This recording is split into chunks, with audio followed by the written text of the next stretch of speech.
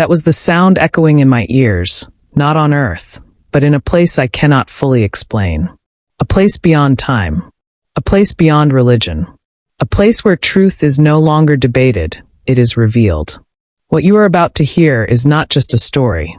It is not fiction. It is not imagination. It is a testimony, one that nearly cost me my life, and everything I once believed. Before I begin, I want to speak directly to you watching right now.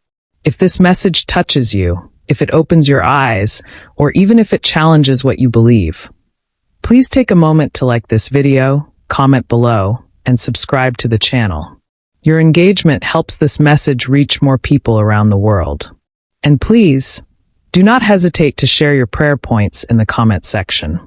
Your prayer requests matter. We have a prayer team that will stand in the gap for you, interceding on your behalf. You are not alone, no matter what you are going through.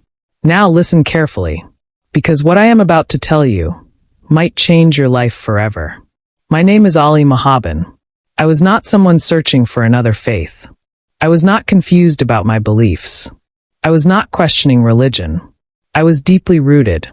I was born into a respected Islamic family. My grandfather was an imam. My father was an imam. And from the moment I could understand language, I was being prepared to follow that same path. Religion was not just part of my life. It was my life. Every morning before sunrise, my father would wake me for prayer. I still remember the cold air, the silence of dawn, and the sound of his voice guiding me through recitations. At first, I followed out of obedience. But as I grew older, I embraced it fully. By the age of 12, I had memorized the entire Quran. People in my community respected me. They admired my discipline. They saw me as someone destined for spiritual leadership. And I believed it too. I studied everything: Islamic law, theology, traditions. I taught younger children. I led prayers when my father was unavailable. I gave lectures to men older than me. I was not pretending. I was sincere. I believed I was on the right path. My future was already planned. I was engaged to be married. I would take over my father's position. I would lead people, guide them, and serve God. At least that's what I thought. Everything in my life was stable. Everything made sense. Until one day, everything changed. There was one thing I loved deeply: being alone in the mountains. Away from people. Away from noise. Just me, and what I believed was God's creation. One of my favorite places was Taligan Valley. A peaceful, breathtaking location surrounded by mountains, water, and silence.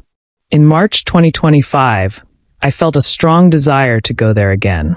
Nothing unusual. Just a quiet day to pray and reflect.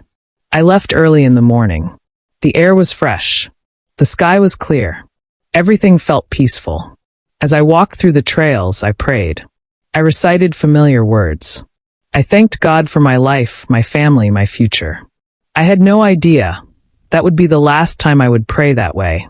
After hiking for hours, I found a quiet spot near a waterfall. The sound of water was calming. The environment was perfect. I sat down, closed my eyes, and began to pray. At first, everything felt normal. Then suddenly something changed. It started as a strange feeling in my chest. A pressure, then weakness. I opened my eyes, confused. I tried to stand, but my legs failed me. My heart began racing. My breathing became difficult. Panic set in.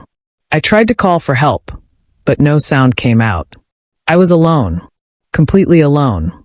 Within seconds, my body began shutting down. My vision faded. The sound of the waterfall became distant.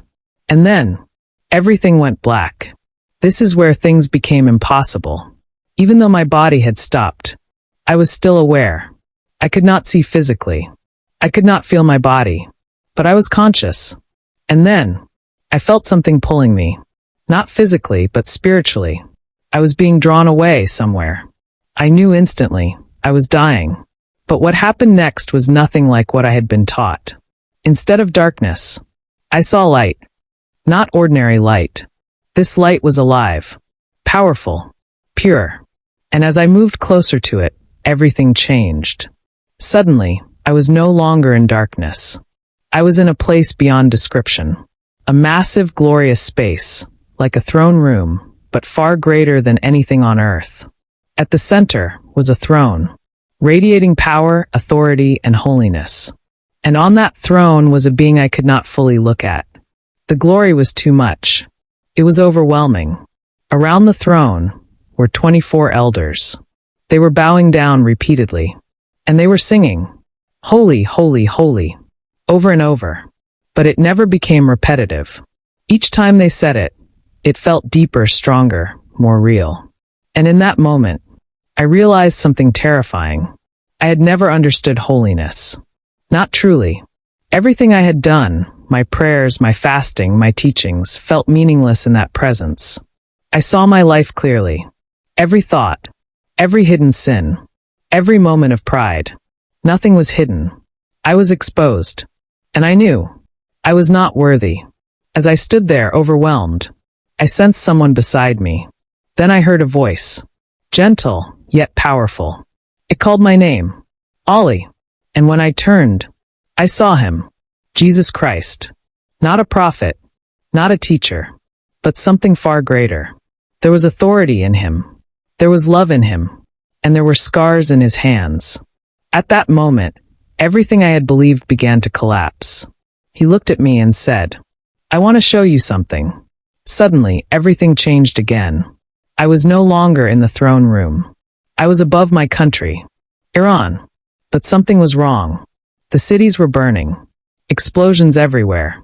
Chaos. War. I watched as everything fell apart. The government. The system. Everything I had known. And then, I saw something impossible. In the sky above the city, Jesus appeared, visible to everyone. And when he appeared, everything stopped. The war. The destruction. The chaos. He raised his hands and spoke, "I am Jesus Christ." And people began to respond. Some fell to their knees.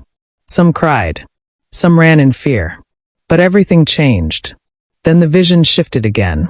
The war was gone. The destruction was gone. Iran was different, peaceful. And I saw crowds, millions of people, gathered together, calling the name of Jesus, worshiping freely, joyfully. Something had completely changed. Then Jesus spoke to me again. He said I had a choice. Stay or go back.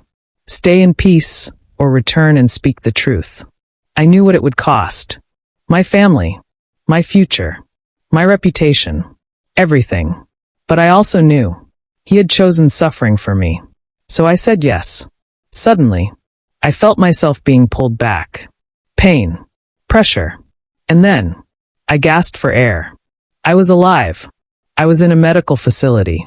They told me I had been dead for 20 minutes. When I told my family, everything changed. They rejected me. They called me mad. I lost everything. But I could not deny what I had seen. If you are watching this right now, this is not an accident. You are here for a reason. Whatever you believe, whatever you've been told, I am telling you what I saw. And I cannot go back. If this testimony has touched you, please like this video. Comment below.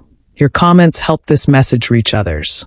Subscribe to the channel for more powerful testimonies. And most importantly, drop your prayer points in the comment section. We will pray for you. You are not alone. I died, but I came back with a message. And that message is this. Truth is real. Jesus is real. And your choice matters.